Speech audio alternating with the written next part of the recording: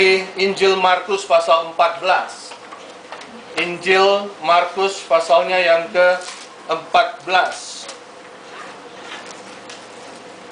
Ada sukacita, saudara? Amin. Ini hari-hari yang disebut dengan Paskah, kematian dan kebangkitan Yesus Kristus. Markus 14 ayat 22 sampai dengan ayat yang ke-25.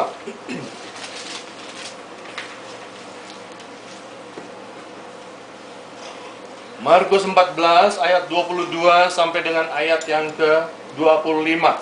Malam hari ini saya akan berbicara seputaran Paskah.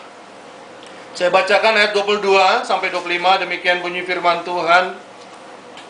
Dan ketika Yesus dan murid-muridnya sedang makan, Yesus mengambil roti, mengucap berkat, memecah-mecahkannya, lalu memberikannya kepada mereka, dan berkata, "Ambillah, inilah tubuhku." Sesudah itu ia mengambil cawan, mengucap syukur, lalu memberikan kepada mereka, dan mereka semuanya minum dari cawan itu. Dan ia berkata kepada mereka, "Inilah darahku, darah perjanjian yang ditumpahkan bagi banyak orang. Aku berkata kepadamu, sesungguhnya aku tidak akan minum lagi hasil pokok anggur sampai pada hari aku meminumnya, yaitu yang baru dalam kerajaan Allah." Puji Tuhan. Saudara, hari-hari ini gereja-gereja memperingati Paskah di seluruh dunia, saudara. Ini adalah tindakan orang yang beriman, bagaimana kita memperingati karya penebusan Yesus Kristus untuk saudara dan saya dari setiap dosa kita.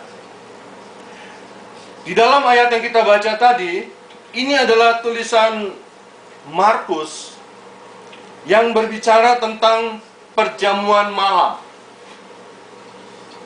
Dan di dalam ayat-ayat itu ada kalimat, "Ambillah, inilah tubuhku." Kemudian ada kalimat, "Inilah darahku, darah perjanjian yang ditumpahkan bagi banyak orang."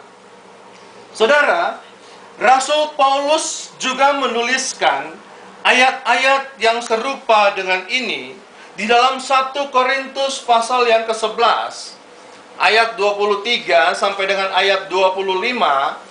Ayat-ayat ini paralel dengan apa yang ditulis oleh Markus.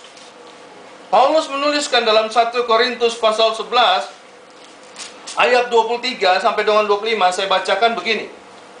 "Sebab apa yang telah kuteruskan kepadamu telah aku terima dari Tuhan, yaitu bahwa Tuhan Yesus pada malam waktu ia diserahkan mengambil roti, dan sesudah itu ia mengucap syukur atasnya, ia memecah-mecahkannya dan berkata, 'Inilah tubuhku yang diserahkan bagi kamu.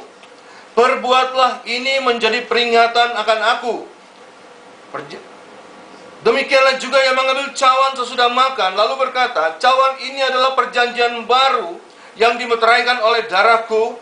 Perbuatlah ini setiap kali kamu meminumnya menjadi peringatan akan aku.'" Nah, saudara, ayat-ayat yang kita baru baca saat tadi ini paralel, ya, sama, sejajar dengan ayat-ayat yang ditulis oleh Markus tentang perjamuan malam. Nah, saudara, Paulus menulis ayat-ayat ini untuk mengingatkan para jemaat, para pertobat-pertobat yang digembalakan oleh Rasul Paulus di Korintus, bahwa ia pernah menyampaikan apa yang dituliskan ini secara lisan sebetulnya kepada orang-orang Korintus, yaitu pada tahun 50 Masehi waktu dia berjumpa dengan mereka. Dan ia juga berkata bahwa ia sendiri menerima kata-kata itu dari Tuhan. Dengan kata lain,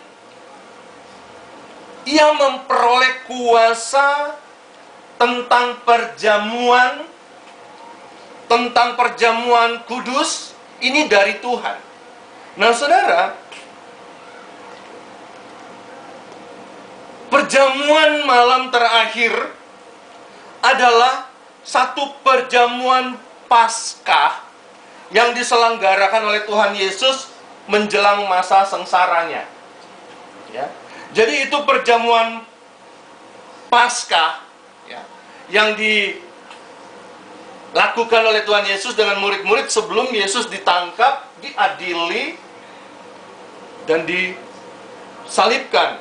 Nah, perjamuan Paskah itu sendiri merupakan satu peringatan, ya, keluarnya bangsa Israel dari Mesir berabad-abad yang lalu. Jadi perjamuan Paskah itu adalah satu upacara untuk mengingat bangsa Israel yang keluar dari Mesir, keluar dari jajahan Mesir, keluar dari belenggu Mesir berabad-abad yang lalu. Nah, Yesus juga mengajak murid-murid untuk mengadakan perjamuan Paskah. Nah, saudara, ini adalah satu tradisi orang Yahudi dalam perayaan ini, yaitu dengan menyajikan roti tidak beragi, ya, anggur merah, ya, dan beberapa makanan yang lain. Dan sebelum hidangan-hidangan itu dimakan, kepala keluarga dalam keluarga orang Yahudi ini menceritakan kisah pelepasan antara orang Israel yang dilepas, yang keluar dari Mesir. Nah, roti tidak beragi di sini disebut dengan roti penderitaan. Jadi orang-orang Yahudi kalau hari Paskah, mereka duduk sekeluarga, dan sebelum makan roti dan minum anggur, mereka memperingati hari keluarnya mereka dari Mesir. Dan sebelum mereka makan roti dan minum anggur, kepala keluarga, si bapak, akan menceritakan peristiwa bagaimana bangsa Israel dilepas, dimerdekakan dari Mesir. Mereka keluar dari Mesir. Dan roti yang ada di atas meja itu mereka sebut juga roti penderitaan.